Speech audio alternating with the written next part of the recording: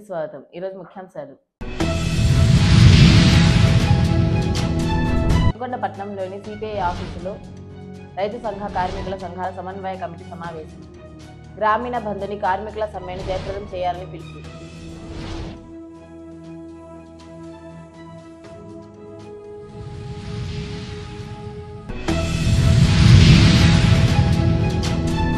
వినుకొండలో సందడి చేసిన సింగర్ మనో మర్యాదపూర్వకంగా కలిసిన పల్నాడు జిల్లా తెలుగుదేశం పార్టీ అధ్యక్షుడు మాజీ శాసనసభ్యులు జీవి ఆంజనేయులు లీలావతి దంపతులు.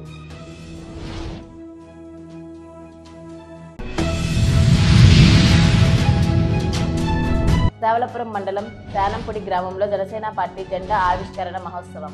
ముఖ్య అతిథిగా హాజరైన నాగశ్రీను రాయల్.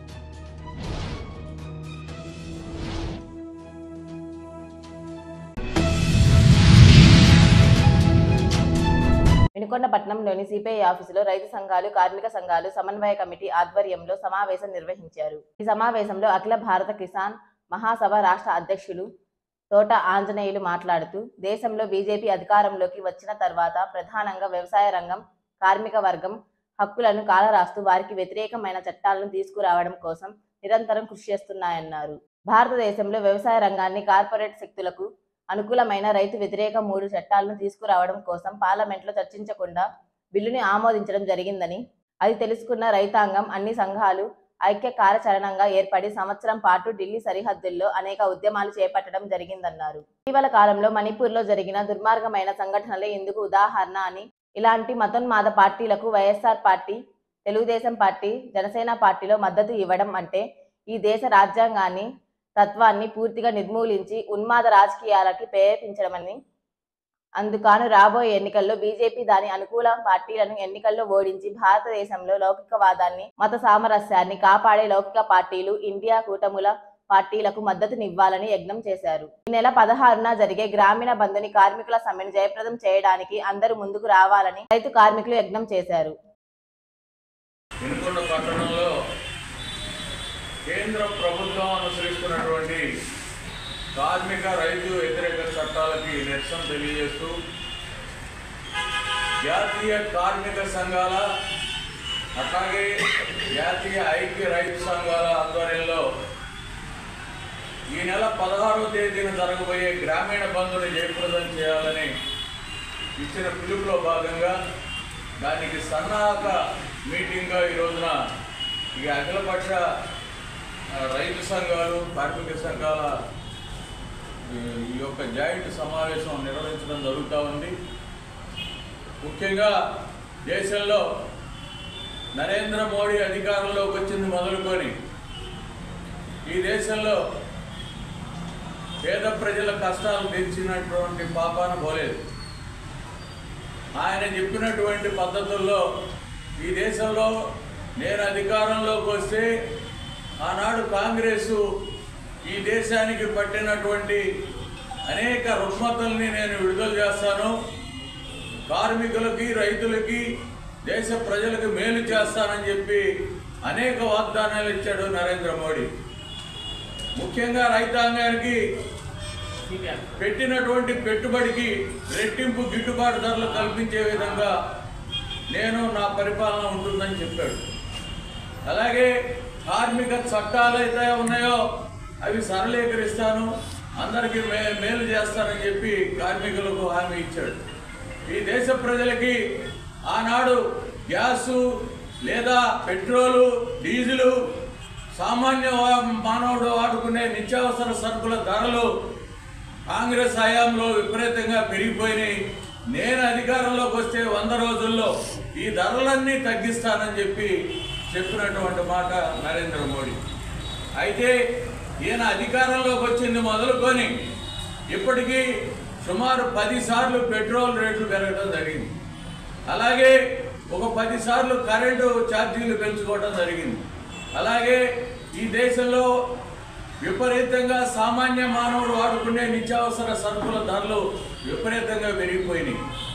అట్లాగే పెట్రోల్, డీజిల్ రేట్లు అయితే చెప్పడానికి వీల్లేదు, ఆ విధంగా పెంచుకుంటూ పోయి ఇవాళ ఆయన అధికారంలోకి రాకముందు 50-60 రూపాయలకు ఉన్న డీజిల్ పెట్రోల్ ఇవాళ 100-110 రూపాయలకి చేరుకుంది. అందువల్ల ఈయన యొక్క విధానాలు ఏదైతే దేశ సంపద, దేశ ప్రజలు రూపాయి పన్ను కట్టి సంపాదించుకున్నటువంటి దేశ సంపద ఉన్నదో ఆ సంపదతో ఏర్పాటు చేసుకున్న ప్రభుత్వ రంగ సంస్థలు, అనేక పరిశ్రమలు, అనేక గనులు, కార్ఖానాలు, రవాణా, ట్రాన్స్పోర్టు, రైల్వేలు, విమానాలు, ఇటువంటి అనేక సంస్థల్ని ప్రైవేటు గుత్త పెట్టుబడిదారులైన కార్పొరేట్ రంగ సంస్థలైనటువంటి అంబానీ, అదానీ లాంటి వాళ్ళకి కారు చౌకగా అప్పచెప్తా ఉన్నాడు. అంతేకాదు మన రాష్ట్రంలో మరి అనేక మంది బలిదానంతో 32 మంది యువకుల బలిదానంతో ఏర్పడిన విశాఖ స్టీల్ ఫ్యాక్టరీని కూడా దారుణంగా అమ్మటానికి ప్రయత్నం చేస్తూ ఉన్నాడు. ప్రైవేటు వ్యక్తులకు అప్పచెప్పడానికి ప్రయత్నం చేస్తున్నటువంటి పరిస్థితి. ఈ రాష్ట్రంలో ఉన్న జగన్మోహన్ రెడ్డి దాన్ని కనీసం ఖండించకుండా, వ్యతిరేకించకుండా, దాన్ని కనీసం శాసనసభలో తీర్మానం చేసి పంపకుండా దాన్ని వ్యతిరేకించేటువంటి ధైర్యం చేయలేనటువంటి జగన్మోహన్ రెడ్డి ఇక్కడ ఆయన ఏదైతే నరేంద్ర మోడీ ఆదేశాలు ఇస్తున్నాడో దానికి జీ హుజూర్ అంటూ ఈయన అమలు చేస్తూ ఉన్నాడు. అనేక కార్మిక చట్టాలని, రైతు చట్టాలని ఈ రాష్ట్రంలో జగన్మోహన్ రెడ్డి నరేంద్ర మోడీకి అనుకూలంగా ఓట్లు వేసి గెలిపించినటువంటి పరిస్థితి. 546 రైతు సంఘాలు, వివిధ వామపక్ష ఇతర ప్రజా సంఘాలు ఉన్నటువంటి కార్మిక సంఘాలు మొత్తం ఐక్య కార్యాచరణగా ఏర్పడి ఈ నరేంద్ర మోడీ ప్రభుత్వం బీజేపీ అధికారంలోకి వచ్చిన తర్వాత భారతదేశంలో ఉన్నటువంటి రైతాంగం పైన, అలాగనే కార్మిక సంఘాల పైన వీళ్ళు అనేకమైనటువంటి పోరాటాలు చేసి సాధించుకున్నటువంటి హక్కుల్ని, రాయితీలను మొత్తాన్ని కూడా ఈ బీజేపీ ప్రభుత్వం కాలరాస్తున్నటువంటి నేపథ్యంలో గతంలో 2 సంవత్సరాల క్రితం ఢిల్లీలో అన్ని రైతు సంఘాలు కలిపి సంవత్సరం పాటు పోరాటాలు చేసి ఈ నరేంద్ర మోడీ నూతనంగా తీసుకొస్తున్నటువంటి 3 చట్టాలు ఏవైతే ఉన్నాయో, స్వేచ్ఛ మార్కెట్, కంపెనీ వ్యవసాయము, అదేవిధంగా ఈ 3 చట్టాలు మొత్తాన్ని కూడా భారతదేశంలో అంబానీకి, అదానీ కంపెనీలకు ఇచ్చేసి వాళ్ళ ద్వారా వ్యాపారం చేసేసి రైతాంగాన్ని మొత్తం, వ్యవసాయ రంగాన్ని మొత్తం కూడా చిన్న సన్నకారు రైతాంగం, కౌలు రైతులు వీళ్ళందరూ కూడా ఈ సంక్షోభంలో నెట్టేసి కార్పొరేట్ సంస్థలకి ఇచ్చేటువంటి రాయితీలని, బెనిఫిట్స్ మొత్తం వాళ్ళకి ఇచ్చేసి కార్పొరేట్ సంస్థలు ప్రోత్సహించేటువంటి పరిస్థితి ఈ చట్టం తీసుకురావాలని ఒక ప్రయత్నం చేశారు. ఆ ప్రయత్నంలో భాగంగానే రైతు సంఘాలు అన్ని కూడా తెలుసుకొని భారతదేశంలో ఈ 3 చట్టాలు కన్నా అమలు చేసే పనికైతే భారతదేశం రైతాంగం, వ్యవసాయ రంగం మొత్తం సంక్షోభంలో పడుతుందనేది కూడా ఒక వాస్తవం.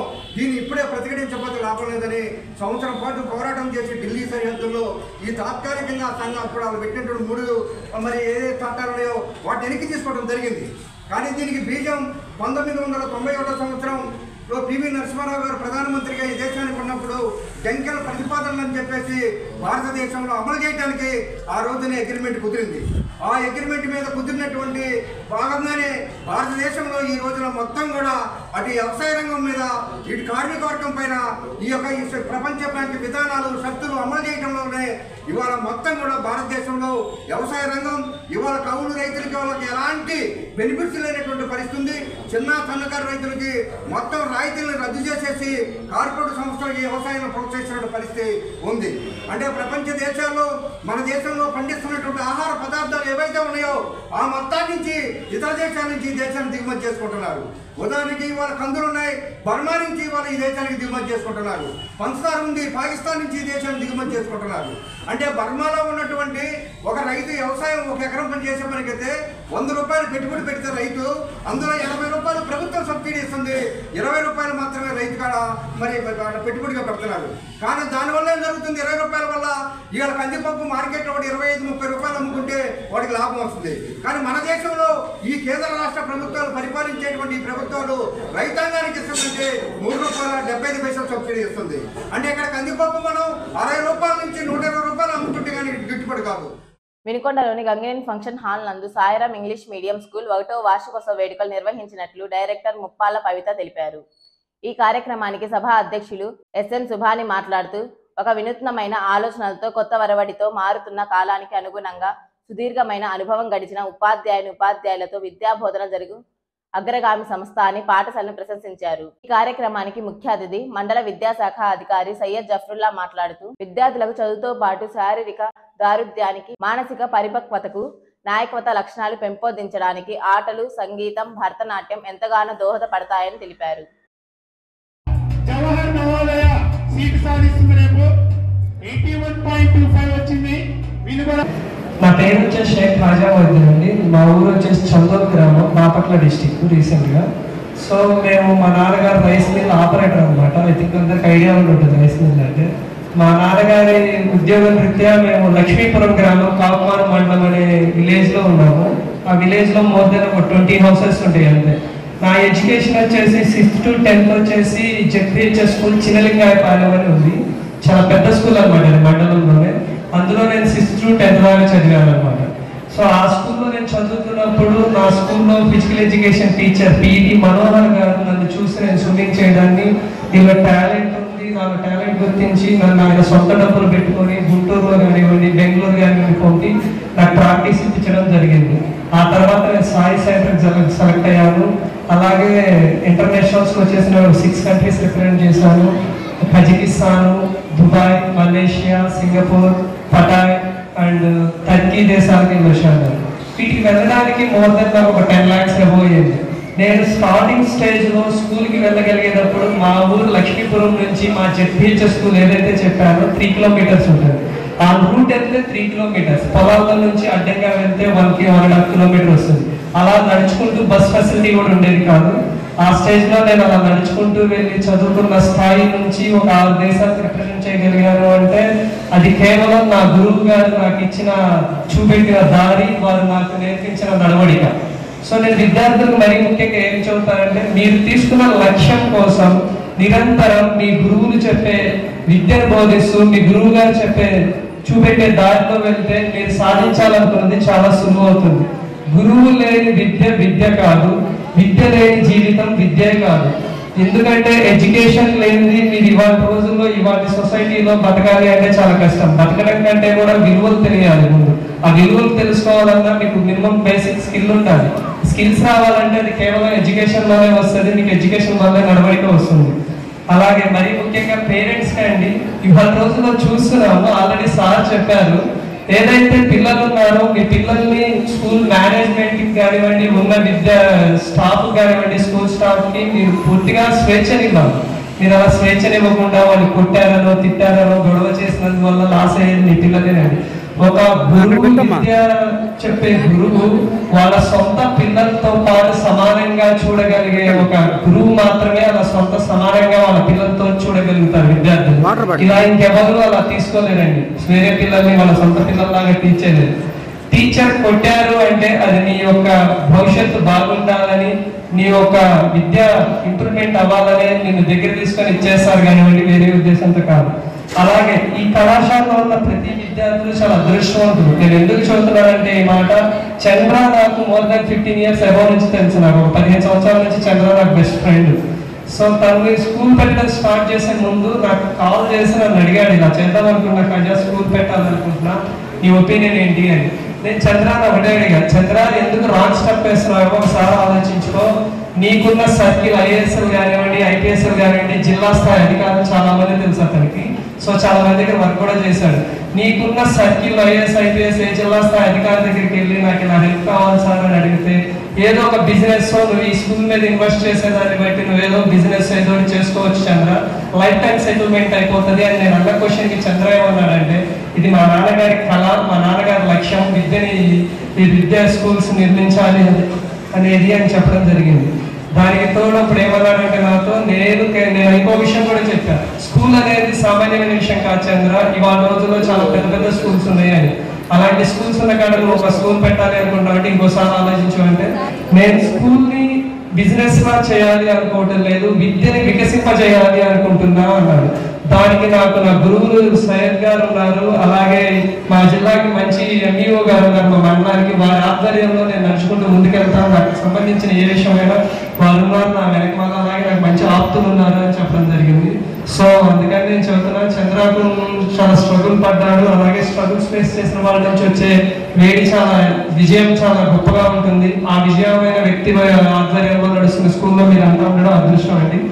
చివరిగా మీకు ఒక మాట చెబుతాను, రూపాయల కన్నా రూపం గొప్పది, వేల కన్నా వినయం గొప్పది, లక్షల కన్నా లక్ష్యం గొప్పది, కోట్లతో కొనలేని మీ విద్యా జీవితం చాలా గొప్పది. సో విద్యా జీవితాన్ని మీరు ఎంత ఆస్వాదించగలిగితే పిల్లలు రేపు ఫ్యూచర్ అనేది అంత గొప్పగా ఉంటుంది. మీ తల్లిదండ్రులు మిమ్మల్ని ఎంతో కష్టపడుతూ ఇంత దూరం తీసుకొస్తున్నారు. వాళ్ళు తిననివ్వండి, తిననివ్వకపోండి, ఎవరి తల్లిదండ్రులైనా మీరు బాగుండాలి అని మంచి స్కూల్లో వేయాలనుకుంటారు. సో వాళ్ళ యొక్క లక్ష్యాన్ని కూడా మర్చిపోయి మీ లక్ష్యం కోసం పాటుపడే వ్యక్తులే తల్లిదండ్రులు. అది గుర్తుపెట్టుకొని విద్యార్థులు మీ యొక్క టీచర్స్ గురువులు ఏదైతే అభ్యసిస్తారో ఆ దారిలో వెళ్తే మీరు వెళ్ళాలనుకున్న లక్ష్యం కానివ్వండి, మీరు కనుగొంటున్న కళలు కానివ్వండి చాలా సులభం అవుతుందని కోరుకుంటున్నాను. నేను ఎందుకు టీచర్స్ అంటున్నానంటే వాళ్ళ రోజు చాలా ఇన్సిడెంట్స్ జరుగుతున్నాయండి. రోజుకొకటి, పూటకొకటి కొడుతున్నారని, తిడుతున్నారని, స్కూల్ మేనేజ్మెంట్ బాగోలేదని. గురువుకున్న వాల్యూ ఈ సొసైటీలో గురు బ్రహ్మ, గురు విష్ణు, గురు సాక్షాత్ పరబ్రహ్మ అన్నారు. దేవుడితో పోల్చగలిగే గొప్ప వ్యక్తి ఈ సమాజంలో ఎవరైనా ఉన్నారు అంటే అది ఒక్క ఉపాధ్యాయులు మాత్రమే, విద్యను అభ్యసించేవాళ్ళు. వాళ్ళు విద్యని మీకు సాక్రిఫైస్ చేసి వాళ్ళు విద్యావంతులుగానే ఇక్కడే ఉండిపోతారు. చనిపోయే వ్యక్తిని కాపాడే డాక్టర్ గొప్పవాడంటే, ఒక సరైన న్యాయం చెప్పగలిగే జడ్జి గొప్పవాడంటే, వాళ్ళకి చదువు చెప్పిన ఉపాధ్యాయుడు ఎంత గొప్పవాడో ఒకసారి ఆలోచించండి. అలాంటి ఉపాధ్యాయుడికి స్వేచ్ఛనివ్వండి. అలాగే ఇలాంటి మంచి మేనేజ్మెంట్ చంద్ర ఆధ్వర్యంలో ఉన్న స్కూల్కి కూడా కొంచెం స్వేచ్ఛనిచ్చి మీ పిల్లలకి ఏదైనా ప్రాబ్లం ఉంటే వాళ్ళకి కన్సల్ట్ అవ్వండి టీచర్స్. శ్రీశైలం వెళుతూ మార్గ మధ్యలో వినుకొండలో సింగర్ మనో కొద్దిసేపు బస చేశారు. తన మిత్రుడు 32వ వార్డు విష్ణుగుండి నగర్ కౌన్సిలర్ వాసిరెడ్డి లింగమూర్తి నివాసానికి విచ్చేసిన సింగర్ మనోని పల్నాడు జిల్లా తెలుగుదేశం పార్టీ అధ్యక్షులు మాజీ శాసనసభ్యులు జీవి ఆంజనేయులు, లీలావతి మర్యాదపూర్వకంగా కలిశారు.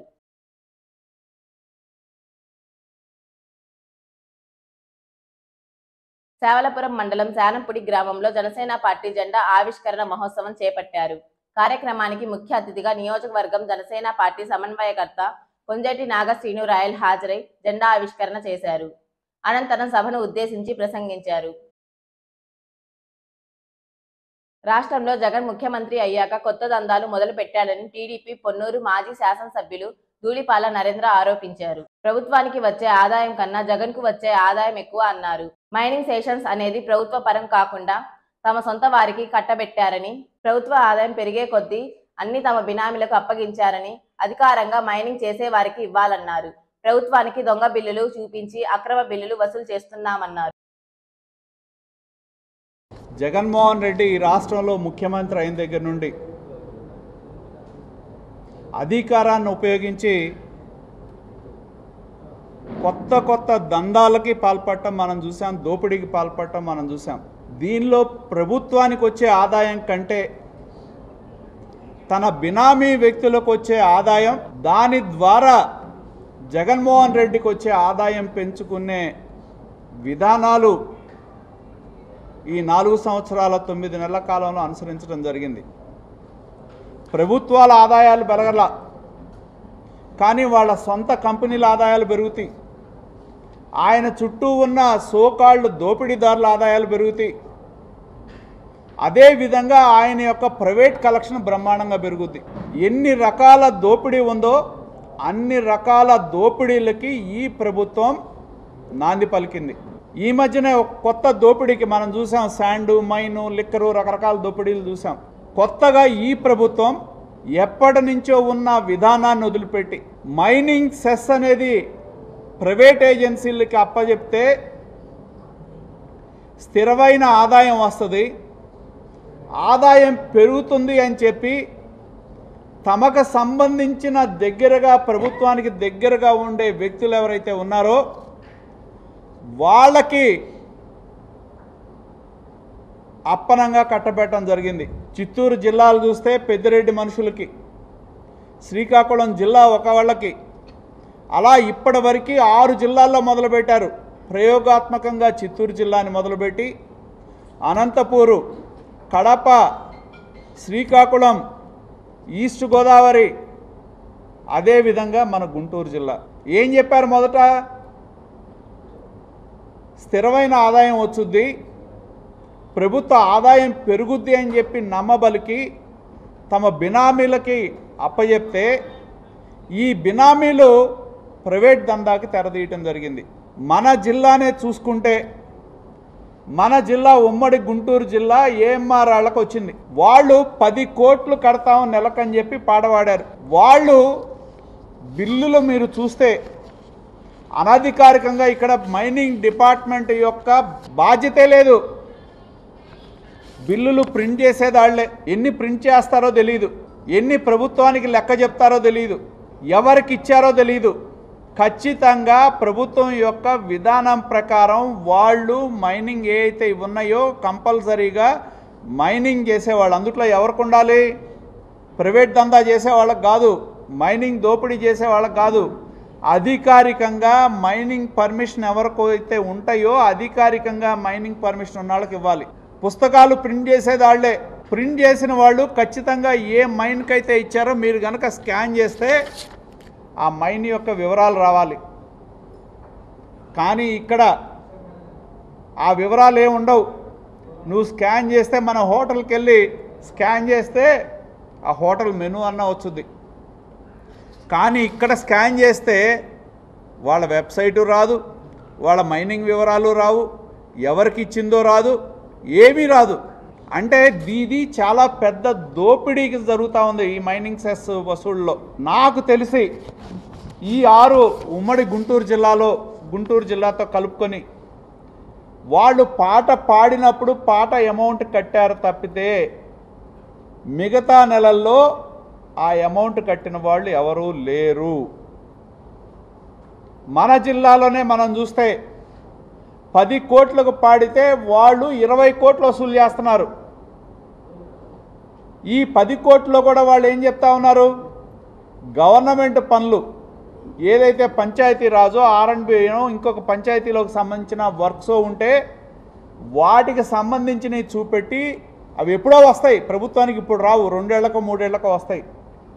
వాటిని మినహాయింపు చూపెట్టి మళ్ళీ పైగా వాటి దగ్గర చెక్ పోస్టులు పెట్టి డబ్బులు వసూలు చేస్తున్నారు. ఒకవైపేమో ప్రభుత్వ లెక్కల్లో చూపెట్టి ప్రభుత్వం నుంచి మినహాయింపు తీసుకుంటున్నారు. ఆంధ్రప్రదేశ్ రైతు సంఘం ఆధ్వర్యంలో సిపిఐ కార్యాలయంలో రాష్ట్ర సహాయ కార్యదర్శి ముప్పాల నాగేశ్వరరావు, తెలుగు రైతు సంఘం నేత కల్లం రాజశేఖర్ రెడ్డి మీడియాతో మాట్లాడారు. అగ్ని ప్రమాదం జరిగి రోజులు గడుస్తున్నా కమిటీల పేరుతో ప్రభుత్వ కాలయాపన చేస్తూ చోద్యం చూస్తుందన్నారు. దుగ్గిరాల కోల్డ్ స్టోరేజ్ అగ్ని ప్రమాదంలో బాధిత రైతులకు 100 కోట్ల రూపాయలు నష్టం వాటిల్లిన ప్రభుత్వం పట్టనట్లుగా వ్యవహరించడం దారుణమన్నారు. రైతుల సమస్యల పరిష్కారానికి సిపిఐ కట్టుబడి ఉందని అన్నారు. దుగ్గిరాల కోల్డ్ స్టోరేజ్ ప్రమాదంలో నష్టపోయిన రైతులను ఆదుకోవాలని డిమాండ్ చేశారు. ఆంధ్రప్రదేశ్ పసుపు రైతుల సంఘం అలాగే శుభం మహేశ్వరి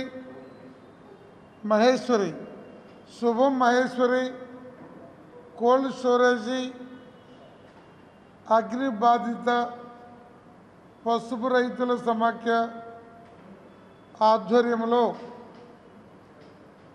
ఈ ప్రెస్ మీట్ ఏర్పాటు చేయడం జరిగింది. గత నెల 19వ తేదీ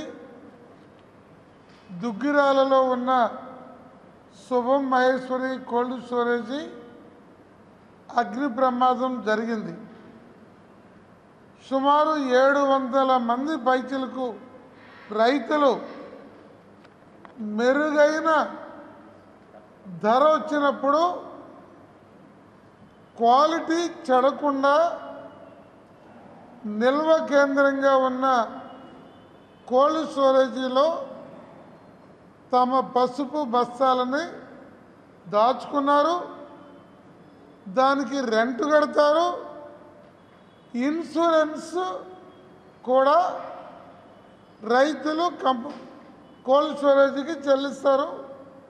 కోల్డ్ స్టోరేజీ వారికి నచ్చిన ఇన్సూరెన్స్ కంపెనీలో ఇన్సూర్ చేస్తారు.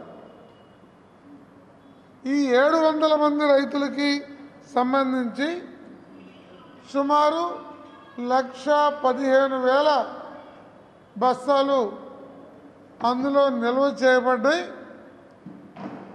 కంపెనీ అంటే కోల్డ్ స్టోరేజీ కంపెనీ ఈ పసుపు బస్తాలకి కాను 45 కోట్లు మాత్రమే ఇన్సూరెన్స్ చేసింది. పసుపు విలువ అయితే 100 కోట్లు పైచులకు ఆ రోజు మార్కెట్ ధర ప్రకారం ఉంటుంది.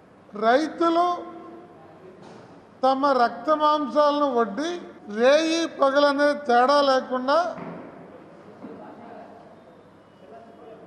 శ్రమించి కష్టార్జితాన్ని మంచి ధరకు అమ్ముకుంటే కుటుంబ అవసరాలు, బిడ్డల చదువులు, పెళ్ళిళ్ళు, వ్యవసాయ పెట్టుబడులు ప్రతి సంవత్సరం ఏదో రకమైన కష్టం రైతులు ఎదుర్కొంటున్న దశలో గత 10 ఏళ్ళుగా మధ్యలో 1-2 సంవత్సరాలు తప్ప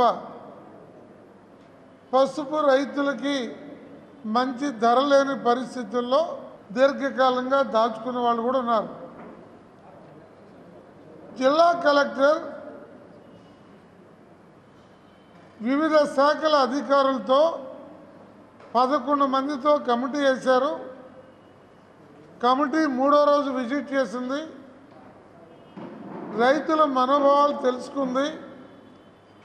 కానీ ఇంకా తగలబడిపోతుంది, ఇంకా నిప్పుంది అనే పేరుతో కమిటీ నివేదిక కాలయాపన చేస్తున్నారు. ఇంతకన్నా పెద్ద పెద్ద లక్షల బస్తాలు మిర్చి ఉన్న కోల్డ్ స్టోరేజీలు కూడా తగలబడ్డాయి, కొన్ని తగలబెట్టబడ్డాయి. తగలబెట్టబడిందా అనేటువంటి వివాదాన్ని పోలీసులు, ఫైర్ డిపార్ట్మెంటు వాళ్ళు తేల్చాలి. వాళ్ళు తేల్చకుండా మనం ఏ రకమైన ఆరోపణ చేయదలుచుకోలేదు. ఏమైనా వందలాది మంది రైతులు విస్తుపోయి, నిర్ఘాతపోయి, గుండె ఆగిపోయే పరిస్థితి ఏర్పడితే పలు పార్టీల నాయకులు, రైతు సంఘాల పెద్దలు అందరూ కూడా రైతులకు ధైర్యం చెప్పి రైతుల్ని నిలబెట్టే ప్రయత్నంలో మేమందరం కూడా ఉన్నాం.